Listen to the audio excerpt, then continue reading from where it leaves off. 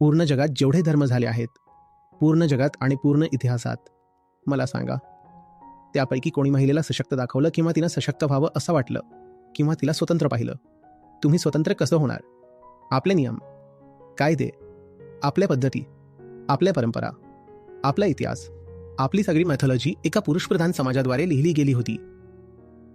त्यात स्त्रियांसाठी काहीच नाहीये.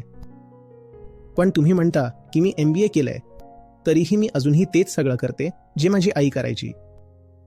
मग आता तुम्ही तुमच्या आईचं ओझं तर घेतलंच, पण त्यासोबत ऑफिसचं ओझं सुद्धा स्वतःच्या खांद्यावर घेतलं. त्यानंतर तुम्ही म्हणता की मी इतकी शिकलेली आहे, मी इतकं कमावते, तरीही मी नवऱ्यावर अवलंबून का आहे?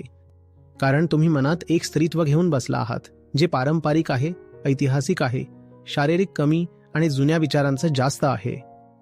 एक पुरुष म्हणून मी तुम्हाला विचारतोय, इतिहासात किंवा मिथॉलॉजीमध्ये तुमच्यासाठी काय आहे सांगा? बोला, काय आहे? तुमची जी पारंपरिक पात्र आहेत, गोष्टी आहेत, त्यामध्ये स्त्रियांना सशक्त दाखवलं आहे का? लवकर बोला. त्यामध्ये स्त्री ही एकतर नेहमी कोणाची तरी पत्नी असते किंवा माता असते.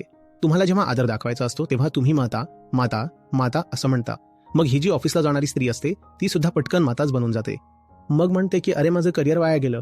तुम्हाला समजत नाहीये, तुमच्यावर माता होण्याचा दबाव खूप ठिकाणाहून येतो. त्यातलं एक ठिकाण मिथॉलॉजी सुद्धा आहे. फक्त MBA करून किंवा फक्त सॉफ्टवेअरची नोकरी मिळवून तुम्ही स्वतंत्र कसं होणार? जोपर्यंत तुम्ही या जुन्या गोष्टी आपल्या मनातून काढून टाकत नाही तोपर्यंत तुम्ही कसं काय स्वतंत्र होणार?